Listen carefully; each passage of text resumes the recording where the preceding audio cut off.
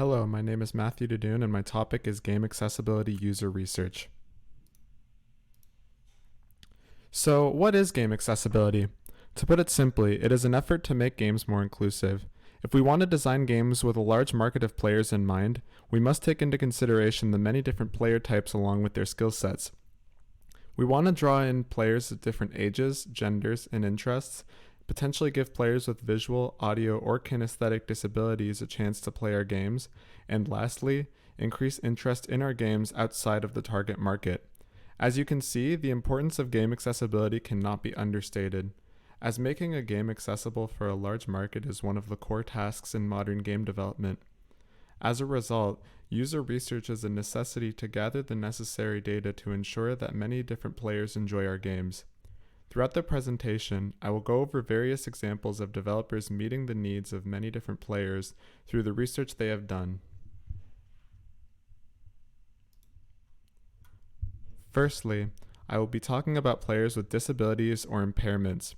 Game designers need to take into consideration players with disabilities who are unable to read or perform the tasks they are presented with. In this example, I will be using a player's experience with Uncharted 2 from an article I found from Josh Straub. One of my favorite games of all time is Uncharted 2 Among Thieves.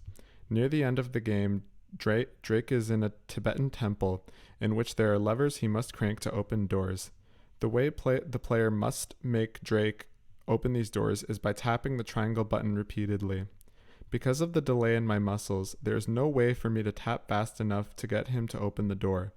When I realized this, I was forced to confront the idea that I just spent $60 on a game, progressed most of the way through it without help, and now had to rely on somebody else to get me past that point. This roadblock came to Straub at an unexpected time, as most of the game up to that point had not required repeated button presses.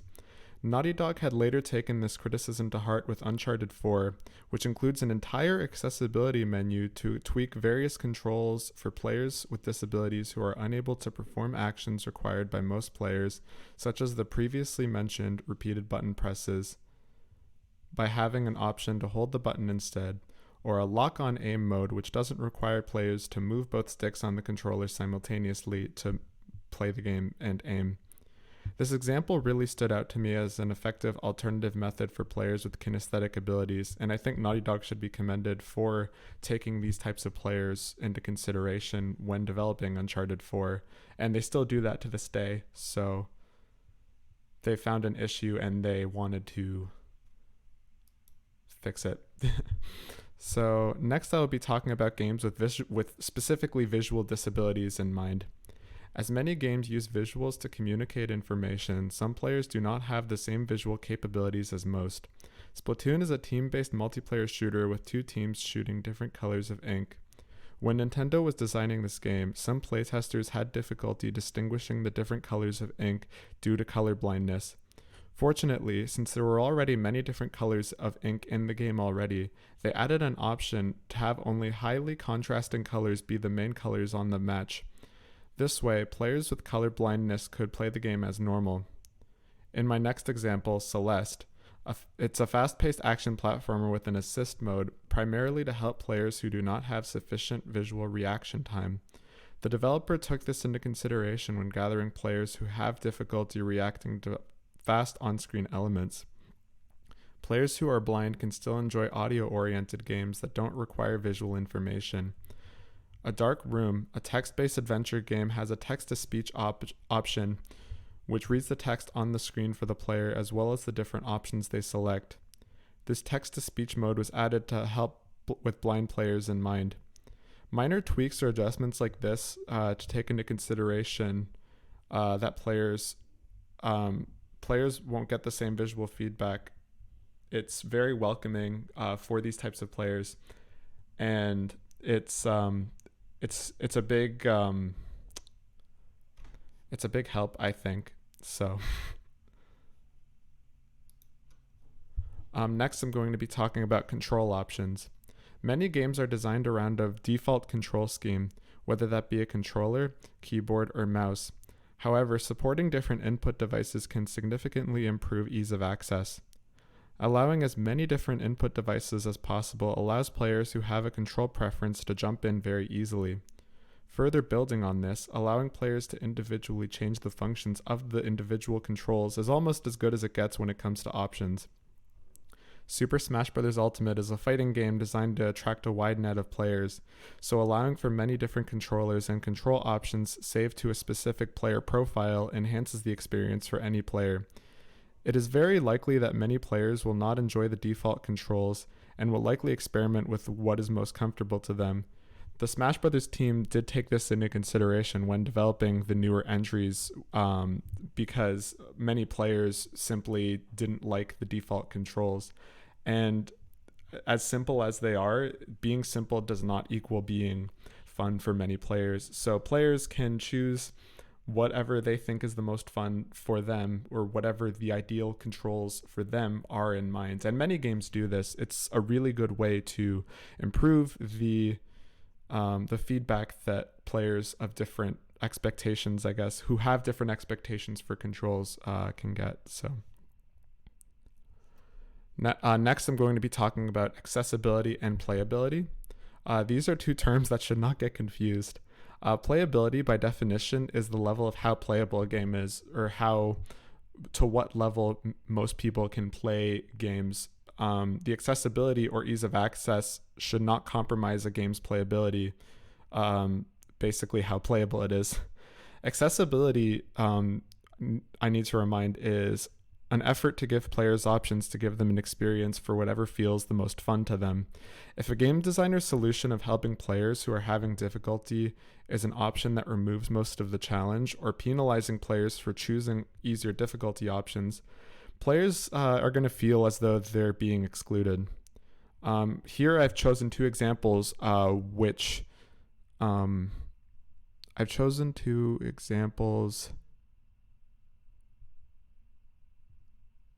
with okay. Here are two examples of games with accessibility that compromise playability. Star Fox Zero is a game with motion controls that many feel are uncomfortable and unintuitive. Despite this, these motion controls cannot be switched off, as the game was designed specifically with these in mind. Since many playtesters found extreme difficulty and discomfort with these controls, Nintendo instead added an invincibility mode which completely removes the challenge from the gameplay, such that players have a safe area to play with these controls. This is an extremely closed-minded decision and fails to encourage a larger audience who may not like the controls to play the game. A better option would have just to have the design of the game change with motion controls off in mind, as the game could have easily been redesigned with the motion controls off. Another example I have is Cuphead, which has a simple mode for all of the bosses, such that players who do not want to experience the high level of challenge Cuphead offers can tailor the difficulty to what they find to be the most comfortable. However, defeating the bosses on this simple mode doesn't let the player defeat the final boss and finish the game. This is very discouraging to most players who will be playing on this, because they put a lot of time into the game and they were never told that they weren't allowed to finish the game on this simple mode. As mentioned before, if the player finds their fun in this easier difficulty, this should be their option. Cuphead doesn't do anything other than this to attract or include players of different skill sets, and it's really a shame, because it's a game with a cartoony or really lighthearted art style to include a large variety of players, and having the lack of these difficulty options or these accessibility options is really a shame. But next, I'm going to be talking about what should be done with game difficulty to include a larger audience. Game difficulty is not as simple as it seems on the surface. Many developers simply change numbers or statistics to make players feel as though their options matter, when the core design of the game can change drastically as a result unintentionally, such as game imbalance. The problem with difficulty options at the beginning of many games is how a game can be balanced around this difficulty.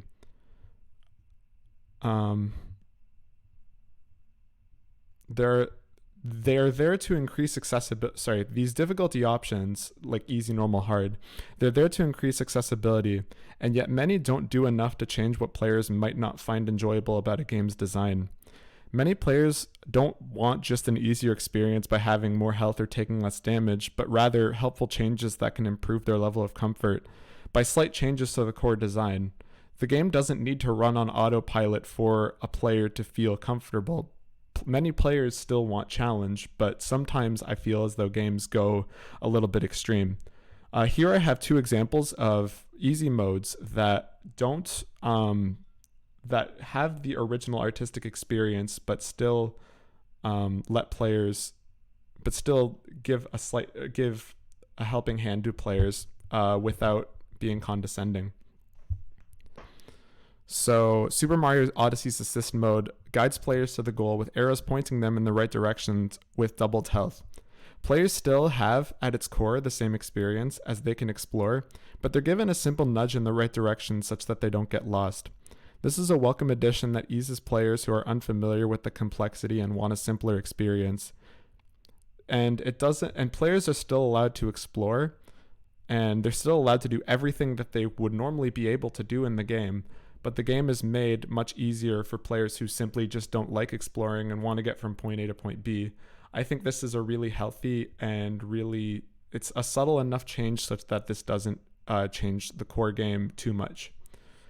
And next, the Final Fantasy VII Remake. It has a very crucial change from the original, being that of an action game instead of a tactical turn-based game like the original.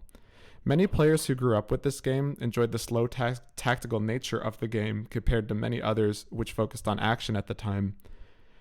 This specific remake blends action and tactics. However, where the game will go, the game blends action and tactics. However, the game will go into slow motion to let players choose abilities and items when they can use them to blend these two gameplay styles together.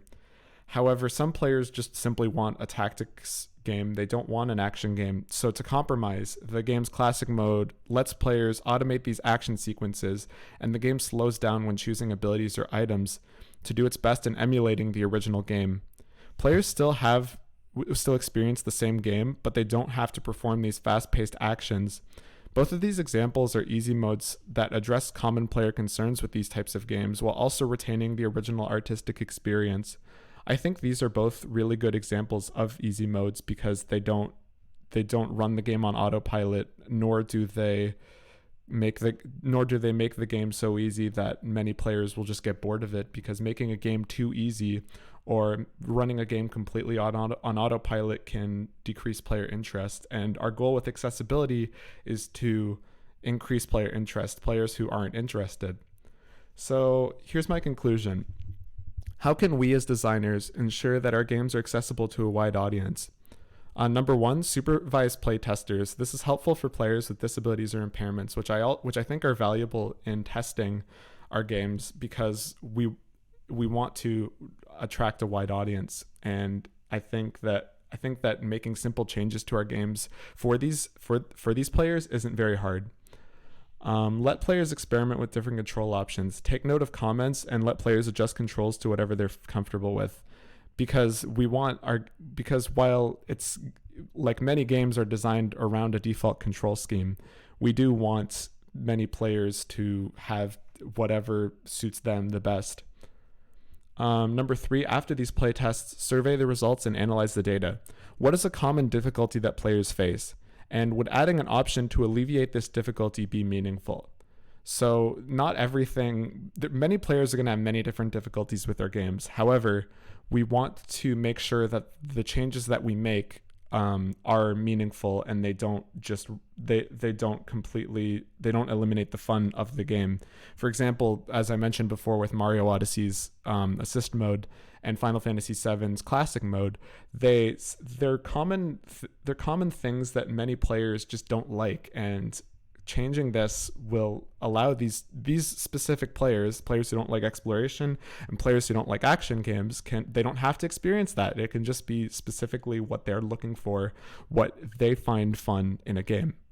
And number four, test these changes throughout development because you never know. I think that sometimes we can think that these changes are meaningful when really they're not. And I think we need to just narrow down specifically what changes are worth putting in and what changes are simply trivial. So yeah, that's it. Thank you for listening, and yeah, take care. Bye. Here are my references. So thank you.